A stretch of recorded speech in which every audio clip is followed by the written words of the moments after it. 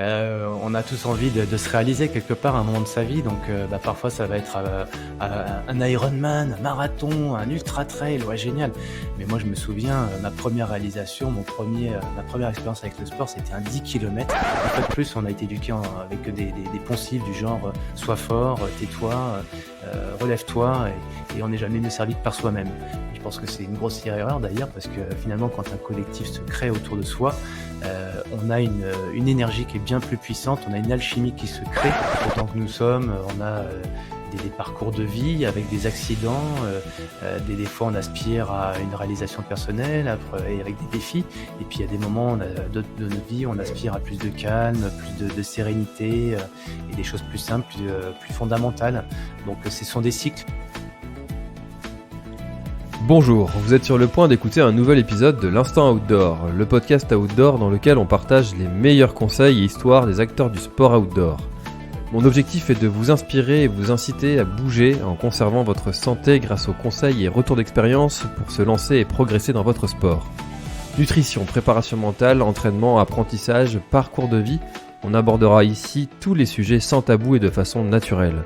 Je suis François Hinault, fondateur de Planet Trail Productions, speaker, créateur de contenu pour les sports outdoor, créateur de la bière endurante et organisateur du Grand Raid du Finistère. Contactez-moi sur contact@planettrail.com, sur LinkedIn ou sur mon site planettrail.com. Bonne écoute. Bon, alors aujourd'hui, je suis avec Cyril Blanchard. Cyril, je suis vraiment très content de te recevoir et ça me fait un peu bizarre d'ailleurs, parce que j'ai pas eu souvent cette bizarrerie de recevoir quelqu'un, parce que la toute première fois où je t'ai vu, c'était à une époque où je regardais énormément de TED. Ah ouais. Et c'est un exercice auquel tu as participé quand tu as fait l'enduro, Ouais. l'enduroman. Tu pourras nous en parler un petit peu, mais Ouais. comment vas-tu, Cyril? Ça va bien, par une petite chute de ski la semaine dernière qui me pénalise un petit peu au niveau des adducteurs et des cervicales, mais je suis en train de m'en remettre, voilà, avec beaucoup d'exercices, d'assouplissement, de respiration. Ça commence à aller mieux, et je vais pouvoir, continuer ma préparation des épreuves à venir, donc hormis ça, tout va très bien, merci François. Très dangereux ce sport, le ski. Mmh, mmh, mmh. Je me suis fait une fracture acromio-claviculaire une fois, et depuis c'est un sport qui est, j'ai pas la confiance, tu vois, Mmh. de mon talent de skieur. Enfin, en tant que Breton, en même temps, tu me diras, on n'a pas trop l'occasion souvent de s'entraîner. Ouais. Mais c'est vrai que c'est un sport, il y a de la casse quand même. Ouais, enfin bon, je pense que, après c'est la façon dont on aborde chaque sport. Moi, je suis, ce que tu me parles de clavicule, moi j'ai les 2 clavicules cassées, c'est à cause du vélo. J'ai les côtes cassées, c'est à cause du VTT. J'ai, qu'est-ce que j'ai encore? Les poignets cassés de chaque côté, c'est à cause du vélo. Pourtant le vélo, bon, c'est peut-être pas aussi dangereux que le ski. Donc, c'est en général, c'est pas en ski que je me suis fait le plus mal, même si là dernièrement la chute a pas été agréable. Voilà, donc c'est la façon, je pense, dont on aborde le sport, avec voilà, ses capacités avec avoir le bon matériel, la bonne appréhension, et puis surtout un truc qui pour moi est fondamental, que j'avais pas pris conscience avant mes 40 ans, c'est les exercices de respiration, de connexion avec soi, et puis aussi d'exercices de réveil musculaire tous les matins. Et pour m'être rendu compte que dans le sport de haut niveau, il y a des gars qui font ça et qui ont cette discipline, c'est pas étonnant de voir qu'ils durent. Donc rien que pour ça, voilà, chaque sport doit être appréhendé avec beaucoup de sérieux quand même. Toi, tu es plutôt du coup de la team du matin, aller t'entraîner au réveil, et puis commencer ta journée en étant déjà entraîné, et puis après tu commences avec une bonne énergie. Eh ben, avant, le fameux TED dont tu parles et dont on va aborder, oui, c'était ma discipline de me réveiller chaque matin, très, très, très tôt, pour pouvoir, bouquiner, manger sereinement, tranquillement, aller, courir, mais ça, pour le coup, c'est un peu plus tard, ou nager. Alors parfois c'est avant, parfois c'est après. Donc ça, c'est quand j'avais une vie professionnelle, on va dire un peu, traditionnelle ou classique, c'est-à-dire salarié, et comme, je démarrais à 8h, 8h30 ou 9h, effectivement, il fallait se lever tôt pour faire son sport, y aller le midi aussi, parfois le soir, mais je suis beaucoup plus du matin que du soir, effectivement. Ça, c'est un vrai sujet, ça, pour les gens qui cherchent des moments pour s'entraîner. Comment est-ce que tu t'organises ta journée Mmh. euh, Et puis en fait, il n'y a pas deux modèles qui peuvent être Non. dupliqués, parce qu'on a Mmh. tous des emplois du temps différents, des rythmes différents, des Ouais. horloges biologiques différentes. Ouais. Mm. Ouais, là d'ailleurs, moi, on peut s'en référer à François Duforest, qui est un spécialiste du sommeil à la clinique de l'Hôtel Dieu à Paris, qui a créé le European Sleep Center. Donc, il y a une référence en la matière. Tu parlais d'horloge interne, un peu des cycles circadiens, etc. Et moi, c'est quelque chose qui me passionne. C'est même presque un préambule à tout. C'est si on veut passer des belles journées et être efficace, avoir la bonne énergie, bah, évidemment, ça passe par un bon sommeil, une bonne récupération. Et donc voilà, par rapport à ça, on est sans doute tous un peu différents. C'est clair, tu as raison François. Mais pour autant, si on crée des bons rituels et des bons repères, des bons points d'ancrage, on peut faire énormément de choses. On peut être extrêmement concentré tout au long d'une journée. Et malheureusement, on n'a pas les clés, on nous apprend pas ça. Donc moi, si un jour tu as l'opportunité de faire un webinaire avec François Duforest, ben, je te mettrai en relation avec lui parce qu'il est vraiment exceptionnel. Eh ben, ce serait avec plaisir parce que j'ai enregistré avec Benoît Mauvieux, Mmh, qui a organisé le travail scientifique de Clécy et on a fait presque une demi-heure sur le sujet du sommeil. c'est passionnant. Donc c'est vraiment un sujet, en plus c'est un sujet où tout le monde dit que c'est extrêmement important Mmh. et pourtant c'est un des sujets qui est le moins abordé. On parle beaucoup d'entraînement, nutrition, Mmh. mais très peu du sommeil. Alors ça paraît évident et naturel pour tout le monde de dormir, mais en fait ça ne l'est pas tant que ça. Ouais, moi, c'est dans les coachings que je fais avec des dirigeants d'entreprise qui sont passionnés de sport. C'est un des premiers points qu'on aborde parce qu'on va parler, et eux, ils parlent tout de suite d'entraînement. Après, bon, bah, Cyril, en termes de nutrition, tu as l'air d'avoir un peu de connaissances, un peu de vécu. J'aimerais bien que tu apportes aussi voilà, tes expériences par rapport à la nutrition, la micronutrition. Et puis, allez, bon, on va faire un peu de mental si tu veux bien parce que, vu ce que tu as fait, je pense que tu as des connaissances en matière de mental. Ok. Eh ben, moi, en fait, une des premières choses que je fais, c'est de regarder un petit peu les rythmes des personnes et notamment bah, comment ils s'endorment, comment ils se réveillent, sur quoi ils dorment, c'est-à-dire leur literie, des choses toutes bêtes. Et en fait, notre cerveau, il est tellement complexe, mais tellement en même temps, enfin, c'est trop génial en fait d'étudier les neurosciences et de voir qu'en fait, on a encore énormément de choses à découvrir et surtout beaucoup de choses à explorer pour être bah, champion de ce quotidien et le plus efficace possible bah, dans son sport, mais aussi dans son travail et encore mieux avec les gens qu'on aime. Pour être champion de son quotidien, c'est intéressant cette phrase, je l'avais encore jamais entendue. C'est pas mal. Bah ouais, finalement, on a tous envie de se réaliser quelque part à un moment de sa vie. Donc, bah, parfois, ça va être un Ironman, un marathon, un ultra trail. Ouais, génial. Mais moi, je me souviens, ma première réalisation, ma première expérience avec le sport, c'était un 10 kilomètres. Et j'étais au bout de ma vie à la fin. J'ai fait une hypoglycémie et on m'a mis direct sur un lit de camp avec avec les pompiers. Mais j'avais l'impression d'avoir fait mon exploit personnel, quoi. J'étais champion de ma journée, quoi. Et c'était juste incroyable. Tiens, j'avais dépassé mes limites et c'était un 10 kilomètres, quoi. Mmh.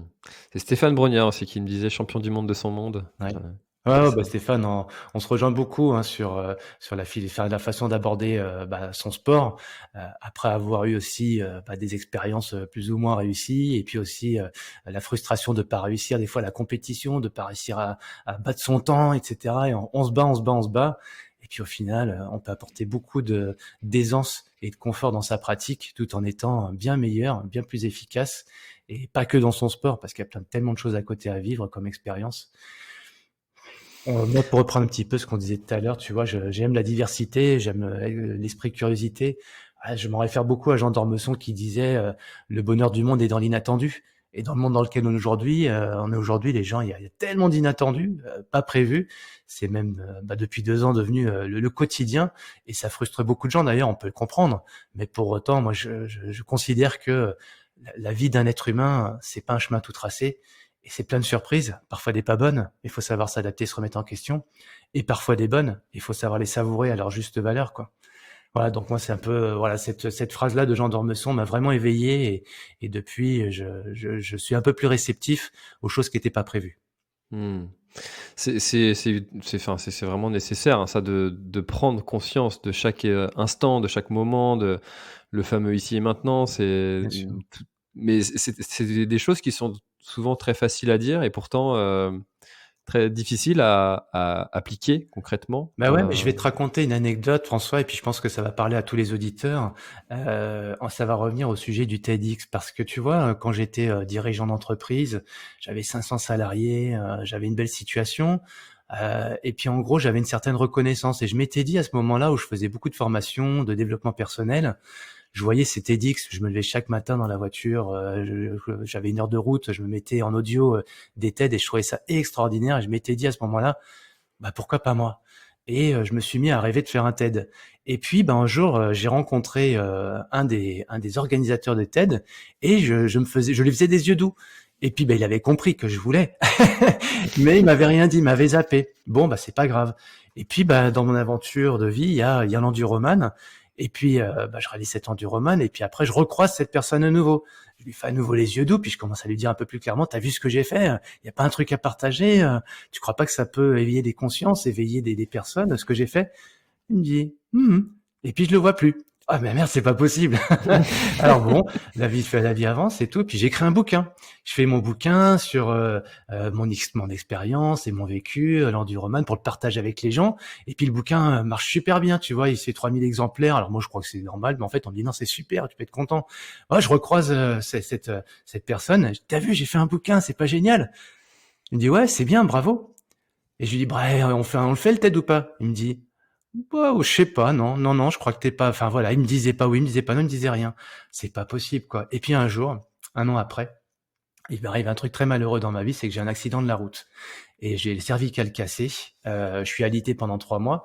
Donc avec un copain, on a failli y passer, hein, dit vulgairement.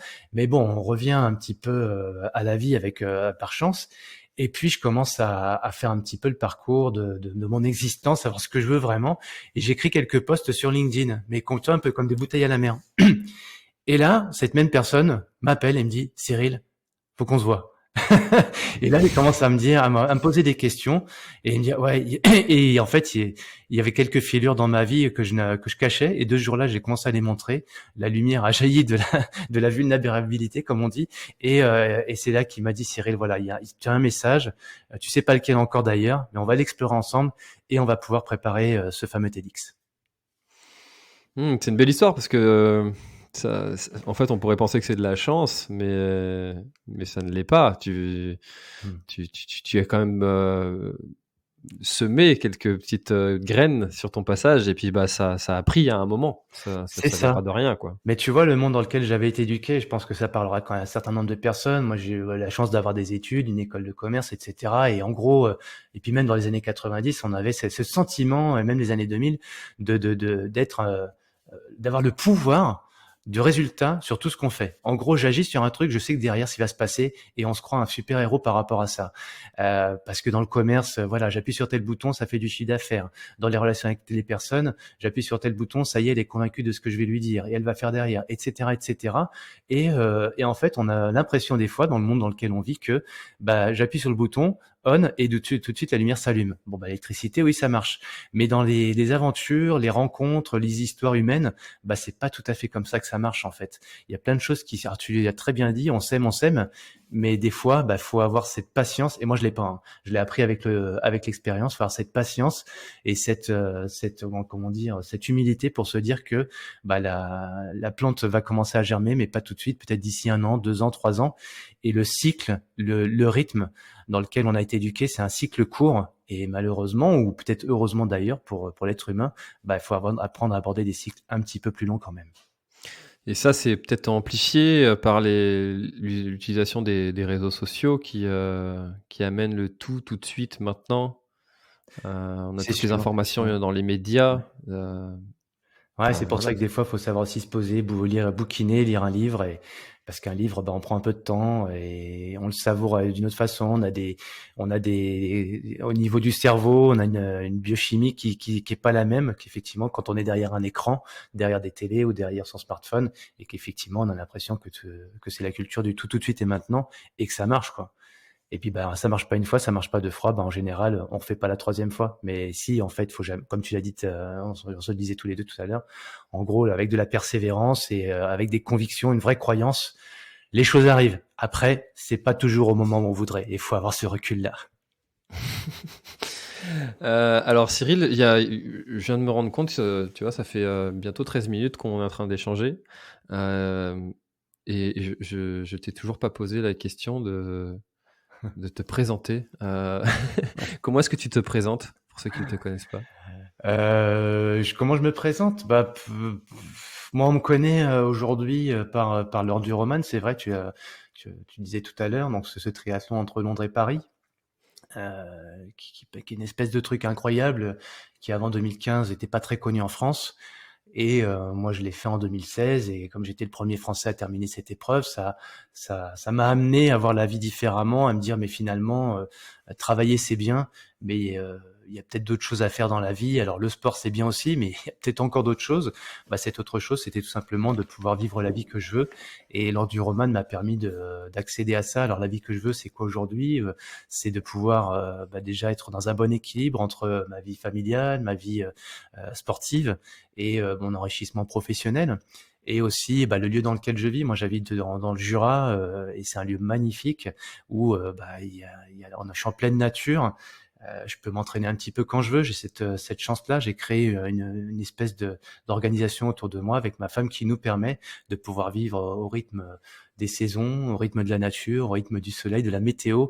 Et voilà, donc pour me résumer, je pourrais dire, voilà, un passionné de sport qui essaie de respecter un petit peu quand même, hein. Mais pour moi, c'est le maximum, mais j'ai pas encore fini la nature, parce que je pense que on n'a pas toujours, on respecte pas toujours notre propre nature à nous, ni celle ni notre environnement. Donc moi, voilà, ce déclic de cette épreuve m'a amené à revoir un peu ma vie. Et puis, comme j'en ai fait un bouquin derrière, ça m'a permis de prendre du recul aussi, prendre le temps.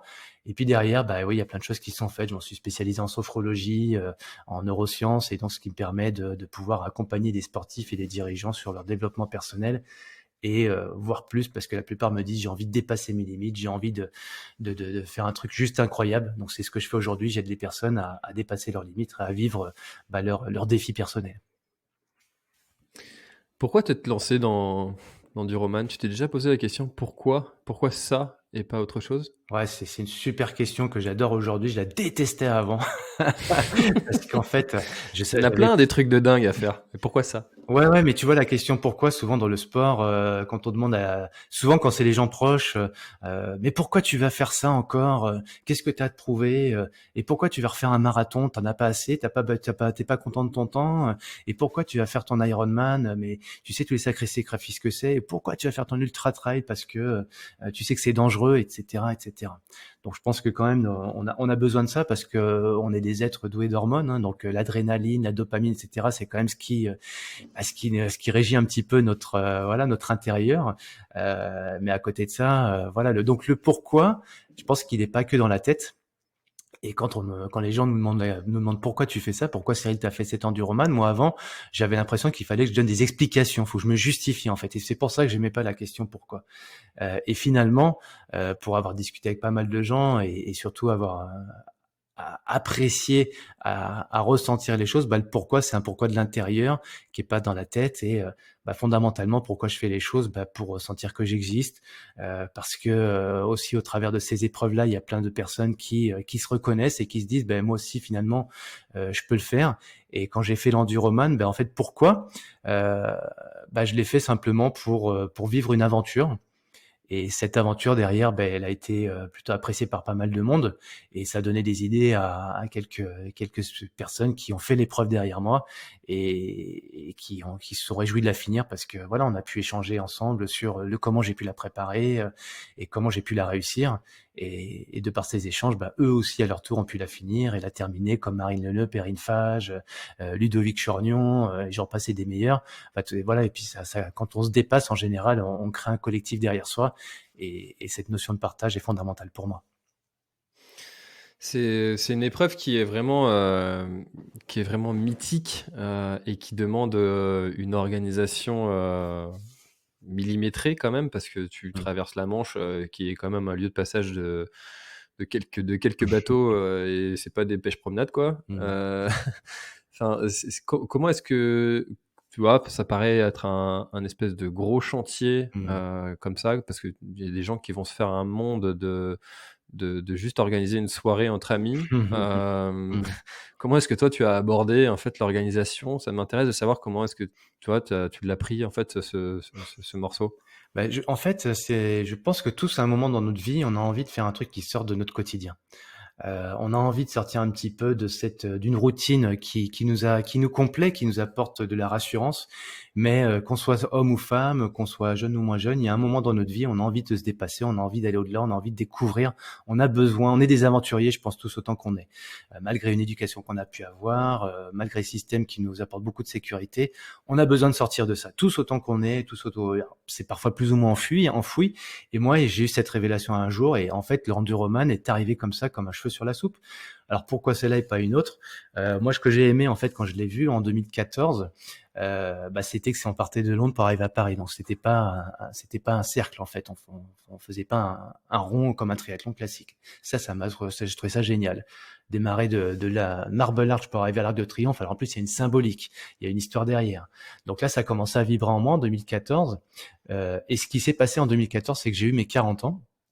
Et je voulais faire une autre épreuve mythique, je voulais faire le Norseman. Donc je m'étais inscrit au Norseman pour mes 40 ans et j'ai pas été pris par la loterie, j'ai pas été pris. Donc j'étais vraiment très très énervé. Et la deuxième chose, c'est que je m'inscris sur le Swissman, à défaut de faire le Norseman. À nouveau une loterie, je suis pas pris à nouveau. Donc pour mes 40 ans, en gros, je suis très énervé, je peux pas faire les épreuves que je désirais de faire. Pour mes 41 ans, en fait, je me suis dit finalement autant aller sur une épreuve où il y a personne qui l'a fait. Et donc il y a deux choses. Il y a premièrement l'aventure, le truc un peu génial de l'histoire, et deuxièmement, il y a une frustration. Et quand tu fais l'adéquation des deux, en fait, ça te permet après d'avoir une énergie. Enfin moi, c'était mon cas en tout cas, qui permet de se dire ça y est, let's go, on appuie sur le bouton, on y va. Et alors après, c'est le comment, quoi. Hein. Comment on y va, comment on se prépare. Donc, tu as bien compris qu'effectivement, c'est une épreuve qui se fait pas comme ça. Il y a toute une partie déjà financière, hein, parce que c'est un budget. Donc, faut trouver les finances pour créer son budget. Après, il y a toute la logistique, évidemment. Et puis après, l'équipe, créer son équipe. Et puis, son entraînement, évidemment. Faut s'entraîner quand même pas mal sur toute cette période. Et moi, je l'ai préparé pendant un an. Et tu dirais que ton parcours d'entrepreneur t'a aidé dans cette réalisation de ce projet? Fondamental. J'aurais fait cette épreuve-là quelques années avant, sans l'expérience que j'avais au niveau professionnel.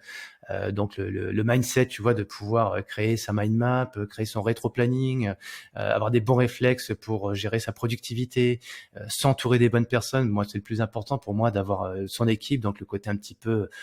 on peut parler de management, on peut parler de leadership, on peut parler d'aisance relationnelle, peu importe le terme. Mais en gros, l'idée de se dire, à chaque fois que j'ai un besoin, voilà les personnes qui peuvent m'aider. Et là, il y a un truc que je ne savais pas faire avant, ou du moins qu'on m'avait pas appris, tout bête, hein, c'est demander aux gens, j'ai besoin de vous, j'ai besoin de ton aide. On n'ose pas trop dire ça, je trouve, parce que une fois de plus, on a été éduqué avec des poncifs du genre sois fort, tais-toi, relève-toi, et on n'est jamais mieux servi que par soi-même. Et je pense que c'est une grossière erreur d'ailleurs, parce que finalement, quand un collectif se crée autour de soi, on a une énergie qui est bien plus puissante, on a une alchimie qui se crée, et c'est ce qui pour moi m'a permis de préparer cette épreuve beaucoup plus sereinement et de la vivre de façon voilà, c'était extrêmement magique d'avoir tout un collectif avec moi qui m'avait accompagné, qui était là pendant l'épreuve et qui a pu savourer la victoire à la fin avec moi. Je trouve que c'est fondamental ce que tu viens de dire concernant de demander de l'aide aux autres quand on en a besoin. Et souvent, on n'ose pas aussi par peur de déranger. Et alors, moi, je me suis dit une chose à un moment dans ma vie. Je me suis dit, mais en fait, est-ce que si des gens venaient te voir et puis te demander ce coup de main que tu as envie de leur demander, est-ce que ça te dérangerait? Et la réponse était bien souvent non. Et du coup, pourquoi est-ce que ça dérangerait les autres? Donc, une fois qu'on réfléchit comme ça, je trouve que ça enlève quelques barrières. Oui, en fait, pourquoi on le fait pas? Alors c'est un peu ancré en nous par notre éducation, tout ce que je disais tout à l'heure, mais c'est aussi la peur. Alors on peut ne pas se l'avouer, hein, mais demander aux gens, on a peur. Pourquoi? Parce qu'on a peur du non. Donc tu l'as dit, on a peur de déranger, on a peur de pas trouver les bons mots pour le dire. Donc ça nous met face à nous-mêmes en fait, face à nos propres peurs. Donc quand on sait identifier ces peurs-là, déjà d'une les identifier, et après c'est de pouvoir mieux les assumer et après les dépasser, et finalement de se dire j'aurais jamais cru que d'aller voir en ce qui me concerne Philippe Croizon, d'aller voir François Duforest, d'aller voir Philippe Leclerc, d'aller voir tout un tas de personnes extrêmement inspirantes et experts en plus, Je voulais pas les déranger, mais finalement, il y avait des bonnes occasions. Faut créer des occasions, en fait. C'est créer simplement des occasions, des circonstances qui feront que c'est le bon moment pour être en connexion avec la personne et avec un regard, un sourire, finalement, la connexion, elle s'est déjà pas mal faite. Après, il y a plus qu'à dire, mais s'intéresser un petit peu à l'autre pour pouvoir dire, tiens, justement, je pourrais potentiellement avoir besoin de toi et déjà de ton histoire, ton vécu. Et est-ce qu'on peut prendre un café? Est-ce qu'on peut en discuter 5 minutes? Voilà, juste ces petites phrases-là, toutes bêtes. Déjà, ouais, c'est déjà, allez, le premier pas qui est fait, c'est souvent le plus compliqué à faire. Mais ça, c'est vrai que ça demande un petit peu d'audace, un petit peu de culot aussi parfois. Alors ça, sur le podcast, c'est quelque chose qu'il a fallu que je développe au début, hein, parce que tu te dis qui je suis pour demander au tout début, il y avait Lucas Papi, Stéphane Brognard, qui je suis pour que ces gens-là viennent me parler. Surtout que c'était en live en plus, fallait pas se foirer. Et puis après vient le fait de se dire en fait ces gens sont très contents en fait de partager leur histoire et tout se fait ultra naturellement, donc ça lève des barrières, hein. Ouais, je pense qu'en même temps, tu as l'attitude et les bons mots peut-être aussi pour aborder ces personnes-là ou en tout cas peut-être tu l'avais pas au début. C'est vrai qu'au début on n'est pas à l'aise, on peut manquer de confiance, mais en même temps c'est ce qui peut plaire aux gens, c'est-à-dire ce côté vulnérable, fragile. Tiens, puisqu'il est fragile, il a l'air sincère, donc ça crée, on a envie d'aider, tu vois? La personne qui est en face de toi a envie de t'aider et puis après, force-toi d'avoir fait, tu t'es rendu compte que finalement, avec des bons mots ou du moins avec des bonnes, une certaine confiance, mais une certaine forme d'humilité aussi et d'intérêt réel. Parce que je pense que si tu fais ça, c'est que fondamentalement tu aimes le faire. Ça se ressent. Si après on le fait par nécessité, si on le fait parce que c'est dans un but financier ou autre, et c'est pas grave, on peut le faire dans cet esprit-là.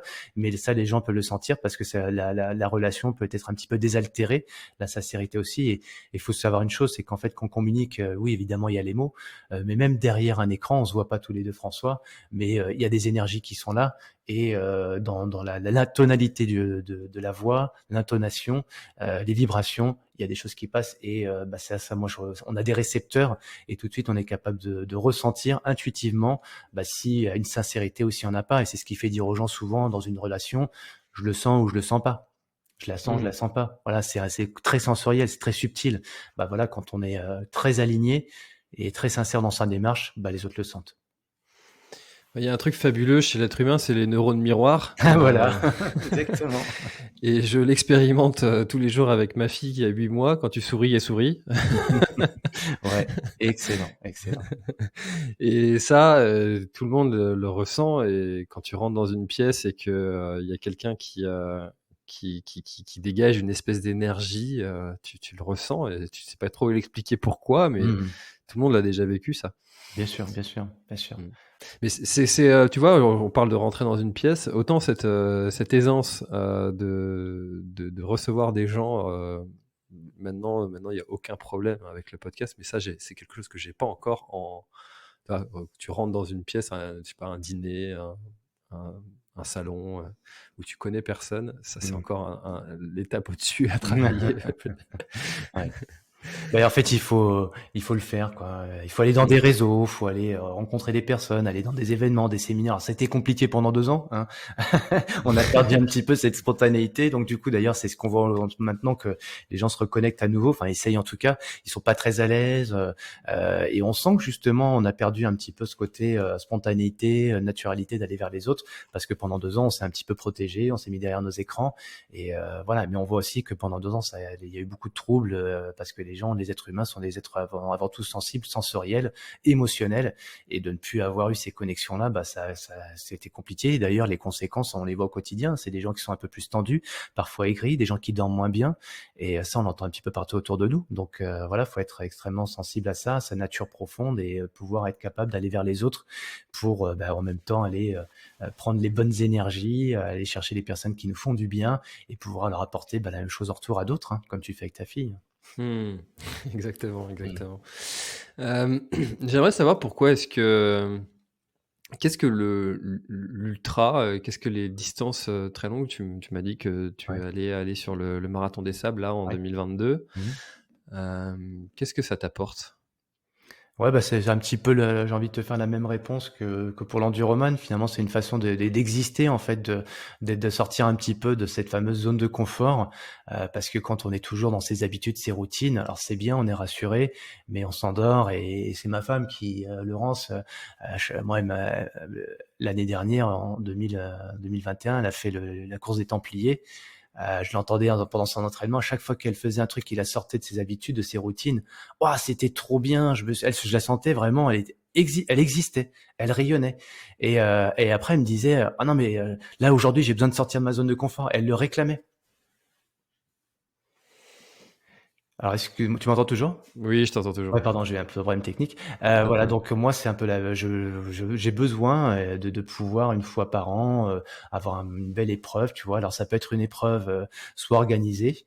Là, ça va être le marathon des sables cette année. Il y aura sans doute aussi la diagonale des fous et il y en aura d'autres en préparation justement.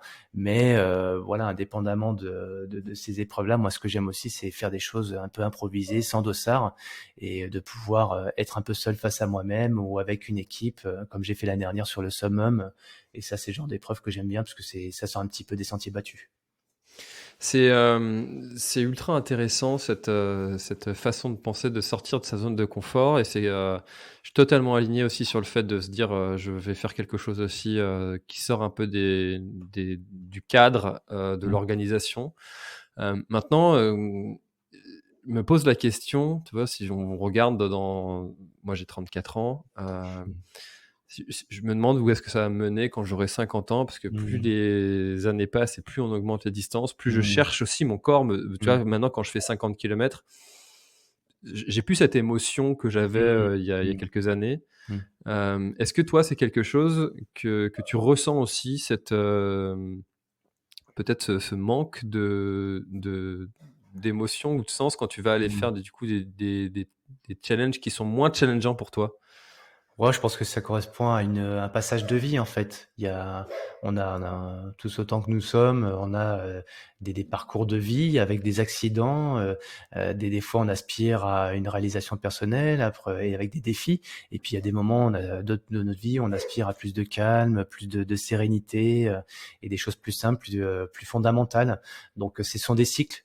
Donc, on pourrait croire qu'effectivement, je commence à faire un 10 kilomètres, puis après un semi-marathon, puis après un marathon, puis après je commence à faire un peu d'ultra, 100 kilomètres, la diagonale des fous, et puis après qu'est-ce qu'il y a derrière? Rien de plus.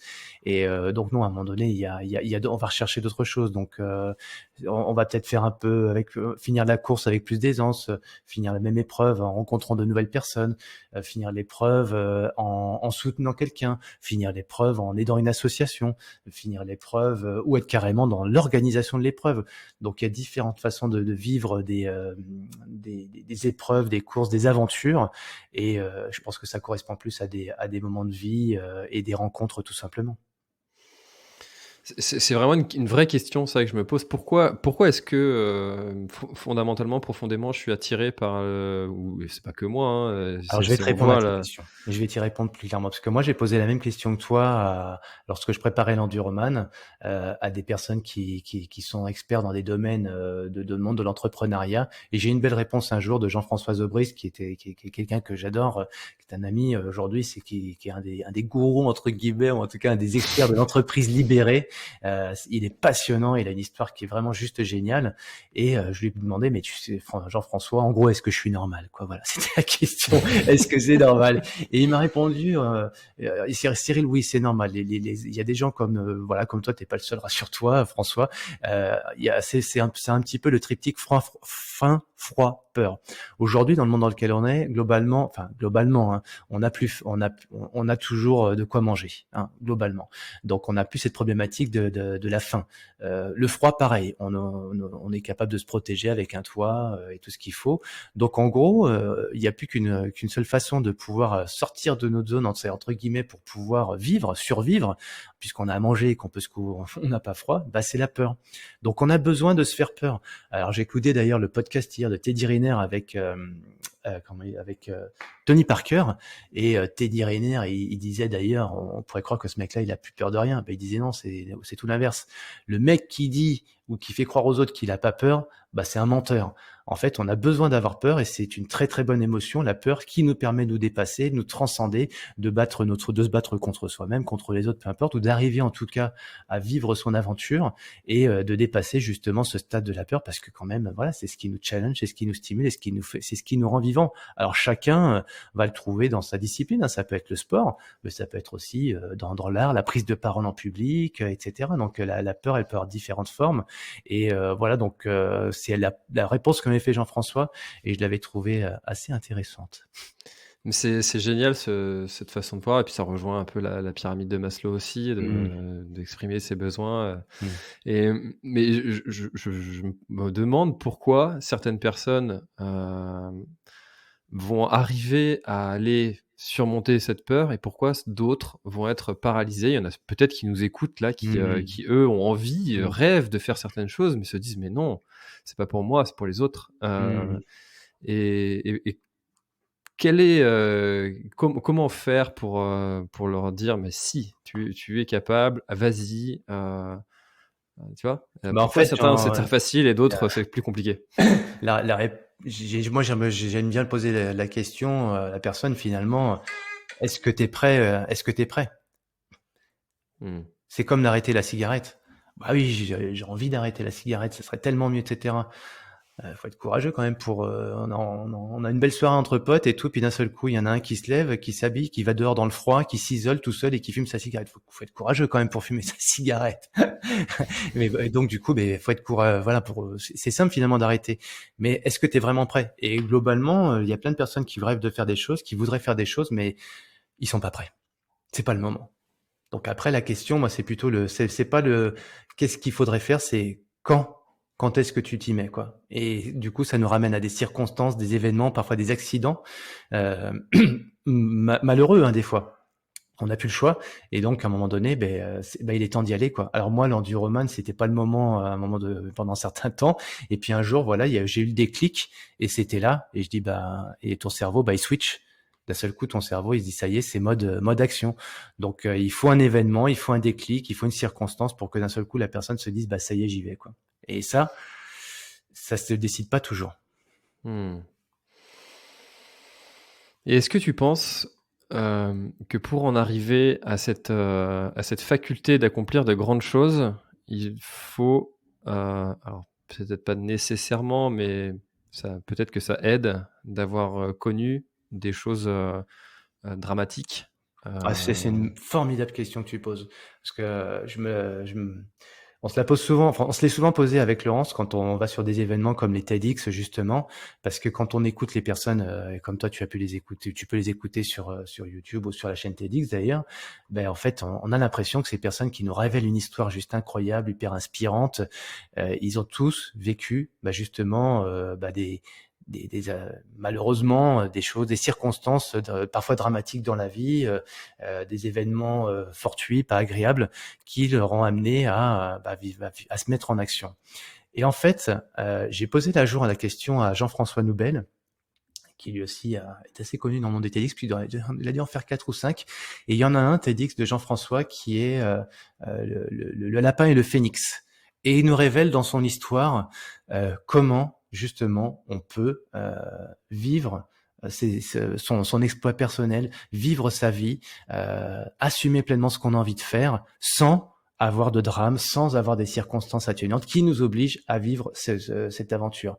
Et je trouve ça assez sympa de partager ce que nous révèle Jean-François. Donc si vous voulez un début de réponse autre justement que ces accidents, je vous invite à écouter ce TEDx de Jean-François, le lapin et le phénix.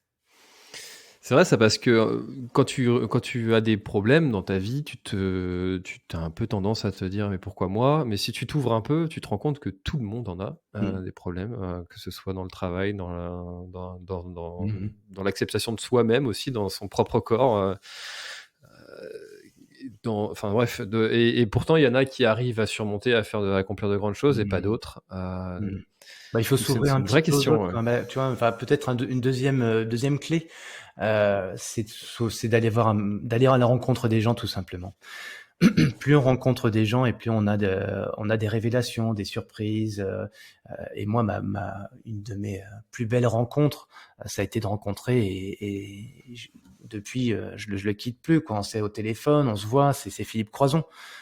Alors ouais, est-ce qu'il faut être comme Philippe pour enfin vivre sa vie? Non, c'est pas parce qu'on perd ses membres, ses bras et ses jambes qu'on va se dire ça y est, maintenant je vais traverser la Manche à la nage.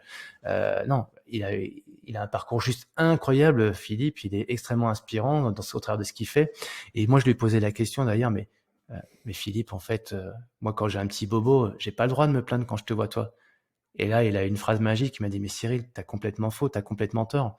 Moi, quand il m'est arrivé ce qui m'est arrivé, que la foudre m'est tombée dessus, en fait, j'ai pas pleuré. Je me suis dit, on y va. J'ai pas le choix. La vie, elle m'a laissé en vie, faut que je continue. Et en fait, il me dit, malheureusement, j'ai grillé des étapes. La colère, avant d'arriver à l'acceptation, faut passer par différentes phases. La colère, la haine, en vouloir à la terre entière, après s'effondrer, il faut passer par ces étapes-là. Et donc voilà, pour une des deuxièmes, moi l'enseignement que j'en ai tiré, c'est que des fois effectivement d'aller rencontrer les autres et de se rendre compte que soi-même on a des propres frayures et qu'on veut pas l'avouer.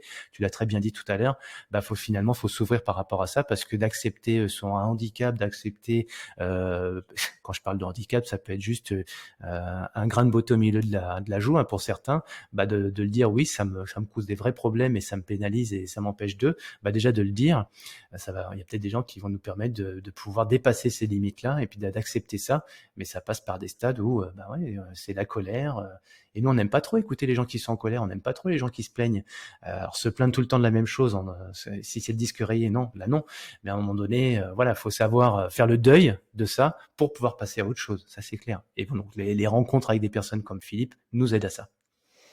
Alors pour ceux qui ne connaissent pas Philippe et qui veulent un peu de contexte, il a quand même interpellé Elon Musk pour être le premier handicapé à aller dans l'espace, quoi.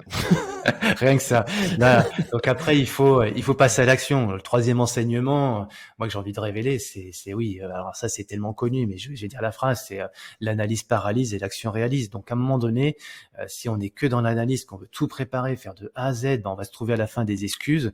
Donc la maladie, la scusite ou stacose, non, ça c'est pas une bonne maladie. Donc à un moment donné, il faut passer à l'action, il faut tester. On va se planter, c'est pas grave. Et puis si on se plante, on en tire des enseignements et on peut se corriger, refaire mieux la prochaine fois. Et si on se plante à nouveau, on va trouver une nouvelle façon de faire, etc. Donc voilà, c'est pas du jour au lendemain qu'on va faire l'épreuve parfaite. C'est pas du jour au lendemain qu'on va être le champion de sa vie. Il faut passer par différentes étapes. Il faut oser se casser la figure. Et puis, comme dit Mike Horn, hein, quand je pars sur une aventure, c'est 5% de préparation et 95% d'improvisation. Bon, je pense qu'il exagère un petit peu, mais dans l'idée, c'est un peu ça, quoi. Il faut pas être à 95% de préparation et puis après, je vais y aller, parce qu'en fait, quand on arrive à 95%, on a 95 ans, quoi, et c'est trop tard. Ouais, et puis il y a quelque chose qui est fabuleux avec l'aventure, c'est que les réponses viennent en chemin. Et ça, c'est véridique, et tous les aventuriers le disent, quoi. Bien sûr.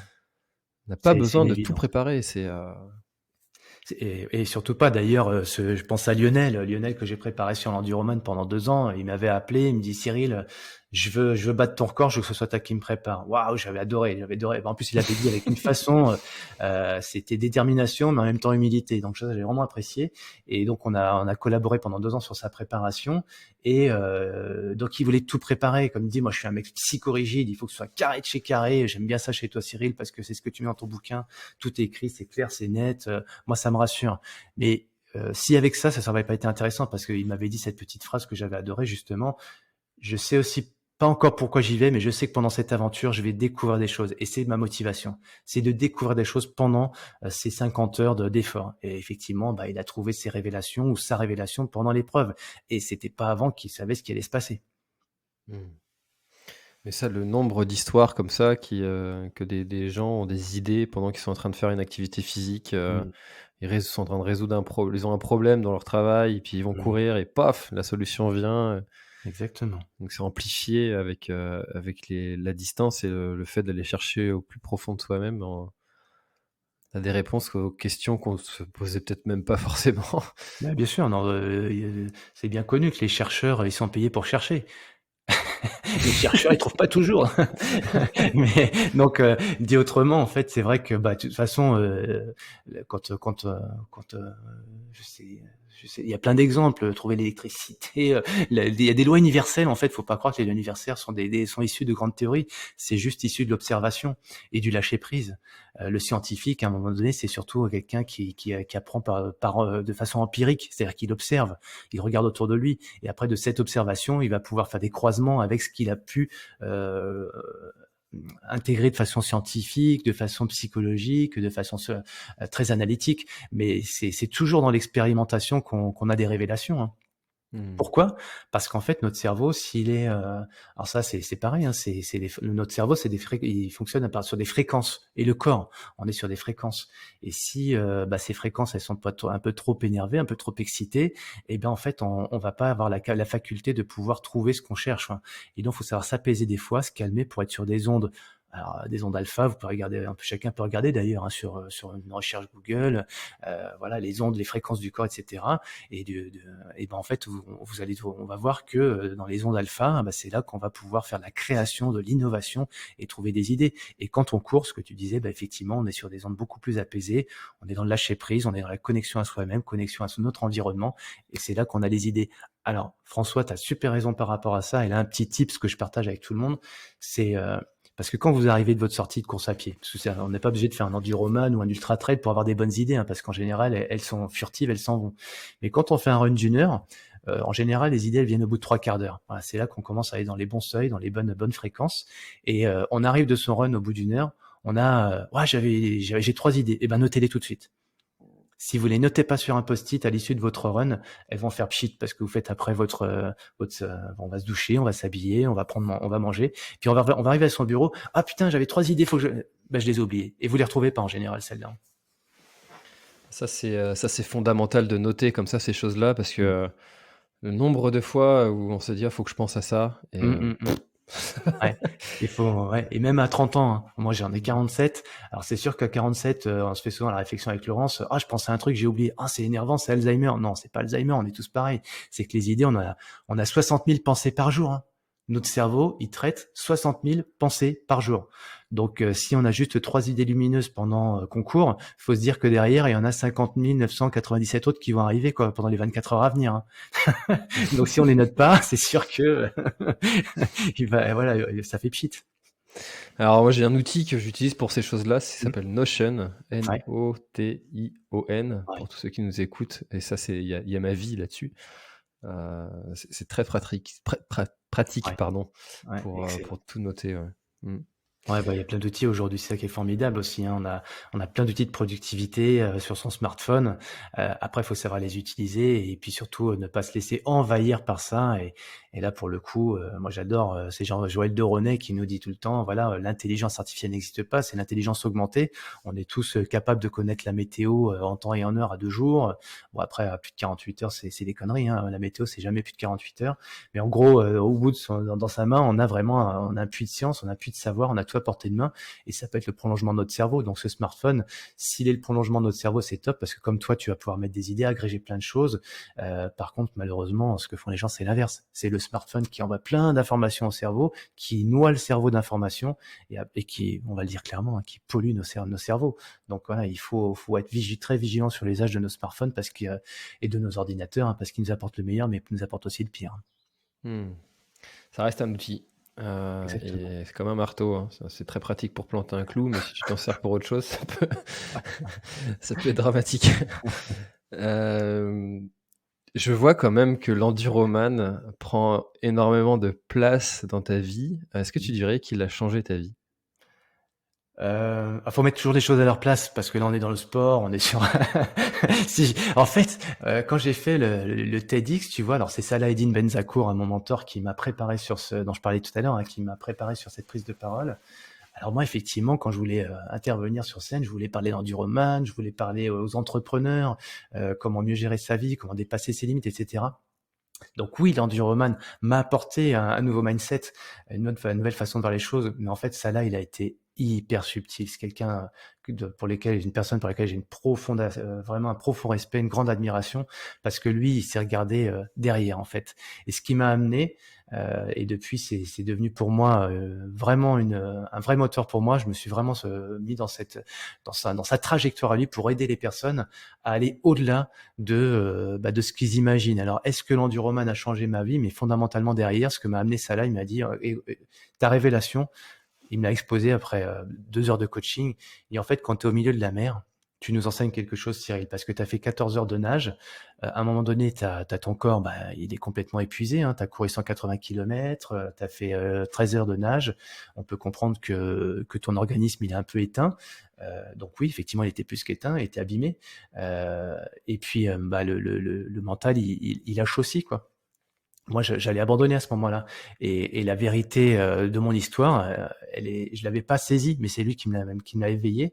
C'est que quand je souhaite abandonner, parce que à l'approche des côtes françaises, je pouvais plus, j'ai décidé d'abandonner à un moment donné.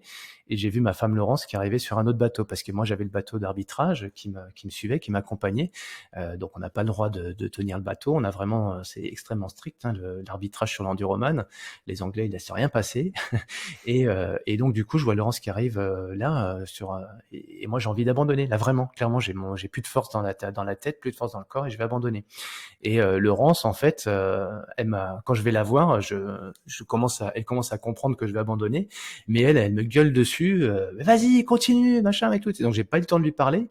Qu'elle me gueule, mais par contre elle gueule, elle m'envoie une dose d'adrénaline en fait. Et c'est à ce moment-là que je sais pas ce qui s'est passé, donc je continue parce que j'ai pas le choix en gros et que ma femme m'a engueulé dessus, il faut que je continue quoi. Mais ça là, ce qui m'enseignait, c'est cette petite phrase toute simple. Il dit en gros, t'as eu le courage d'aimer cette femme, et c'est pas évident hein, d'aimer les gens on n'ose pas, qu'à montrer notre amour. Donc il me dit, t'aimes Laurence et en retour, elle t'a donné la force. Donc aimer donne du courage et être aimé donne de la force.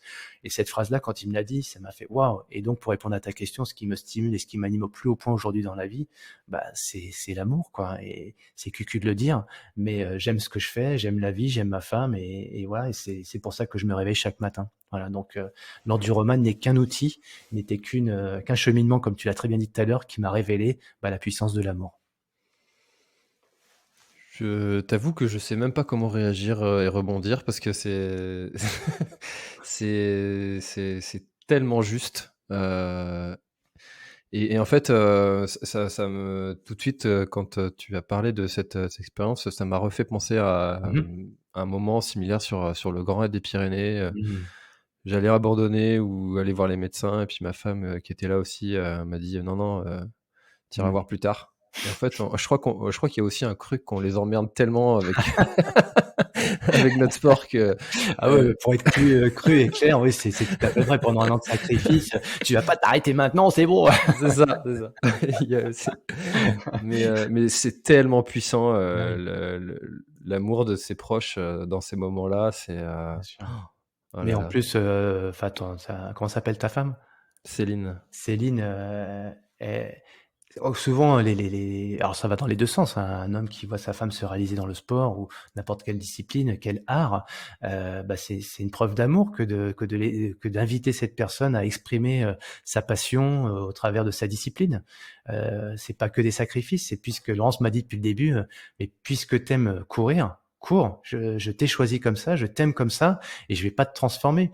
Et parfois, c'est vrai que dans des relations humaines, on a envie que la personne nous ressemble, envie que personne nous respecte, qu'elle soit plus présente, et cetera. Et parfois au détriment de sa passion. Et la flamme s'éteint, la personne s'éteint et là, l'amour aussi, du coup, il s'atténue un petit peu. Donc voilà, il y a différentes façons de vivre sa vie. Moi, je respecte tous les choix que les gens font, mais ceux qui veulent se révéler et aller au bout de leur rêve, si on arrive dans notre parcours de vie, avoir une personne qui accepte ça, c'est formidable. Ça, c'est une vérit alors je sais pas si on peut appeler ça une chance Mmh. ou si finalement c'est l'inverse qui serait dommage, Mmh. mais d'avoir son conjoint qui nous suit, presque les Mmh. yeux fermés, sur nos projets et puis qui dit: «Bah, écoute, si tu as envie, fonce». Mmh. C'est d'une telle puissance ça et puis, enfin, Mmh. je vois tellement de gens dans mon entourage qui Ils disent: «Ah bah, je vais pas aller courir parce que je vais être encore absent de la maison, puis, Ouais. ma femme, elle va gueuler» ou mon homme, ça marche dans les 2 sens, comme tu l'as dit. Il y a une image un jour qu'on m'a apportée, c'est aimer, il y a 2 façons d'aimer quelqu'un. Tu imagines que j'ai, devant toi la main ouverte, hein, je te tends la main et il y a 2 façons d'aimer. C'est soit la personne qui est dans le creux de la main, bah, tu fermes ta main et bah, je l'aime parce qu'elle m'appartient, ou alors je l'aime parce qu'elle est sur ma main, j'ai la paume ouverte et je la vois se réaliser, je la vois s'accomplir et je suis heureux pour elle. Et forcément, bah, quand on aime comme ça, il y a 2 fois plus en retour. Enfin, en tout cas, c'est un constat que je fais, hein. Je dis pas une vérité, mais on m'a donné cette image-là un jour et je l'ai trouvée très belle. Et d'ailleurs, voilà, depuis, c'est vrai qu'elle m'a marqué et je pense aussi, enfin, je pense à tellement de choses quand on parle d'amour finalement, ça reste la base et on nous en parle pas tellement en fait, hein, quand on est gamin, on veut un peu nous formater, avec une tête bien faite, aussi avec un corps bien fait avec le sport, mais je pense qu'on nous apprend pas tellement à gérer nos émotions, à gérer, bah, voilà l'amour qui est en nous et notre cœur et finalement parfois on le ferme un petit peu et on oublie un peu nos rêves au passage, quoi. C'est extrêmement puissant parce que, ce que tu dis, parce que, hem, finalement, je pense que parmi les auditeurs, qui nous écoutent, qui, prend vraiment le temps de regarder ses parents droit dans les yeux et puis de leur dire: «Je t'aime»? Hem, je pense qu'il y a pas grand monde, en fait. Eh ben, je t'invite à faire un truc, François, ce soir, si tu en as le temps ou ces prochains jours. Quand vous êtes au calme avec Céline, mais au calme, hein, vous me regardez dans les yeux, sans rien dire pendant au moins 1 minute, en disant rien. C'est un exercice qu'on ne fait jamais. Celui-ci, pour le coup, je connais très peu de gens qui le font, mais c'est l'exercice le plus puissant qui m'était donné de faire. De regarder la personne qu'on aime dans les yeux, comme ça, aller tu te mets à distance d'un bras entre elle et toi, et vous vous regardez tous les deux. Et tu vas voir tes réactions. Et tu vas voir ses réactions. Et vous quittez pas les yeux du regard. C'est un exercice qu'on n'apprend pas à faire ni à l'école, ni en entreprise, ni nulle part. C'est l'exercice le plus puissant parce qu'il nous met face à nous-mêmes, face à nos émotions. Et tu vas voir, c'est plutôt pas mal comme exercice qui va ressortir. C'est vrai qu'on n'a jamais fait ça, mais j'ai déjà une idée de ce qui pourrait se passer. Ah bah, tu verras parce qu'en fait, c'est que des émotions en fait et c'est là qu'on accueille nos émotions et bah, les émotions, il y en a que 4, hein, c'est la joie, la colère, la peur et la dernière, c'est la surprise, je crois. Enfin ou le la et en gros, il y en a 3 qui sont plutôt négatives, bon la surprise étant plutôt neutre et il y en a qu'une seule, émotion qui est positive, c'est la joie et c'est l'amour et en fait, bah, des fois, quand on fait ces exercices-là, effectivement, il y a plein de choses qui ressortent Je et pense la qu'on joie. éclaterait de rire. Eh ben, tu verras. J'étais J'essaierai. derrière. On essaiera. Forcément, je te le dis à toi, évidemment, j'invite tous ceux qui nous écoutent à le faire. Alors le conjoint va dire: «Mais c'est quoi cette histoire? C'est n'importe quoi, c'est encore un truc débile». Ouais, bah, c'est vrai débile, c'est vrai que c'est débile. Bah, justement, puisque c'est débile, allez-y jouer, amusez-vous à le faire et vous verrez, c'est rigolo. Eh ben, écoute, je te dirai, comment était la réaction. Avec plaisir. Cyril, on arrive bientôt à presque 1 heure d'échange. On n'a Est-ce pas parlé que beaucoup de sport, en fait, hein? c'est vrai, on n'a pas c'est vrai. C'est vrai qu'on n'a pas parlé de plan d'entraînement, on n'a pas parlé de Oh non, mais tu as plein d'experts pour ça. De toute façon, tu l'as dit, hein, préparer une grosse épreuve, c'est pas c'est se préparer au niveau de l'entraînement, c'est avoir une bonne organisation de vie par rapport à son travail, sa vie familiale, et cetera. Donc ça demande beaucoup d'organisation, surtout quand on fait des longues épreuves avec des gros entraînements. Tu as parlé légèrement de nutrition, mais effectivement, la nutrition, pour ça, c'est extraordinaire tout ce qu'on a à apprendre, pour justement bien se nourrir pour son corps, mais aussi son cerveau, hein. Notre cerveau, il se nourrit que de vitamines, hein, ça c'est passionnant. Le sommeil, on a un peu parlé. Et puis on a beaucoup parlé de relations, de relations humaines et pour moi ça c'est quand même ce qui nous anime tous, hein. On est des êtres, doués d'émotions et s'il y avait pas d'émotions, beh, je pense qu'on s'ennuierait beaucoup et d'ailleurs, peut-être pour finir sur une note un petit peu négative, mais c'est vrai que malheureusement les médias, ou du moins les politiques et cetera, l'actualité, nous font pas vibrer d'émotions et malheureusement quand ils nous transmettent des émotions, ce sont plutôt des émotions négatives et notamment celle de la peur parce que la peur, c'est celle qui nous amène à agir. On en a parlé tout à l'heure, hein, faim, froid, peur. Mais si elle permet entre guillemets, de faire pour des mauvaises causes, Je pense que voilà, on a eu des très très mauvais exemples à l'échelle de l'histoire où on a agi sur les peurs des civilisations, les peurs humaines, et ça a amené à faire des choses complètement ahurissantes, quoi, absolument débiles. Donc voilà, donc parlons un peu d'émotions plutôt sympathiques comme l'amour, la joie et le sport est un beau vecteur pour ça. C'est pour ça que plutôt qu'écouter la radio ou d'allumer votre télé sur BFM, écoutez des podcasts. Ouais, je confirme. Il y en a de plus en plus. Alors certains pourraient dire oui, mais ça va être encore un truc à la mode. Bah peut-être, mais je préfère cette mode-là plutôt que la mode des publicités ou la mode des boutiques, de magasins il y en a partout, on sait plus quoi acheter. Bref, voilà, revenons à du bon sens finalement. Eh ben écoute, Cyril, je te souhaite un très très bon marathon des sables. Tu passeras le bonjour à Patrick Bauer de ma part. J'y manquerai pas. Je te souhaite une très très belle année sportive, professionnelle, très bel accomplissement dans tous tes projets. Et puis, j'étais vraiment très content de partager cette heure avec toi. Merci beaucoup pour ce moment. Merci à toi, François. Merci d'être un passeur de quoi d'ailleurs? Tu te considères comme quoi? Un passeur de quoi? Moi, j'aime bien, au début quand j'ai commencé, enfin, c'était vers le milieu de mon activité sur les réseaux sociaux, j'aimais bien dire, aux gens, «Défiez-vous». Mmh. J'ai 2 missions de vie, je les ai vraiment identifiées clairement. C'est d'essayer de faire en sorte que la sédentarité baisse, Mmh. la deuxième mission, c'est de promouvoir ma très belle région qu'est la Bretagne, dont je suis très fier. C'est une noble mission, donc ouais, une belle mission, ouais. Donc au travers de ce podcast, en tout cas, tu partages de belles choses, comme beaucoup de personnes qui sont investies dans voilà comme je le disais tout à l'heure, hein, le sport n'est qu'un vecteur, un outil, un véhicule, comme tu l'as dit, un beau marteau. Toi, tu as un podcast et il y a plein d'autres choses derrière, donc je suis ravi d'avoir participé à ton podcast et je serais ravi de visiter ta belle région, et je sais que je vais venir cette année d'ailleurs parce que j'entraîne un Breton qui va traverser l'Atlantique à la nage. Rien que ça, c'est pour la fin de l'année. Donc voilà, rien que pour ça, j'aurai l'occasion de venir du coup dans ta belle région. Ah, bah, c'est une très belle nouvelle ça. On s'organisera une rencontre alors. Avec grand plaisir, François. Bonne journée à tous et tous. Profitez de la vie et profitez de chaque instant surtout. Merci Cyril, à bientôt. Merci d'avoir écouté cet épisode de l'Instant Outdoor. J'espère qu'il vous a plu. Si c'est le cas, et même si ce n'est pas le cas, abonnez-vous pour ne rater aucun épisode. Parlez-en autour de vous et laissez-moi un commentaire sympathique sur Apple Podcast, c'est ce qui m'aide le plus à remonter dans les classements. N'hésitez pas non plus à le partager à chacun de vos contacts dans le sport. Chaque nouvel auditeur intéressé est une victoire. Si vous avez besoin d'un speaker pour votre événement, d'un contenu pour votre marque, d'une bonne bière artisanale bretonne, d'infos sur le Grand Raid du Finistère, n'hésitez pas à me contacter à l'adresse contact@planettrail.com. À bientôt!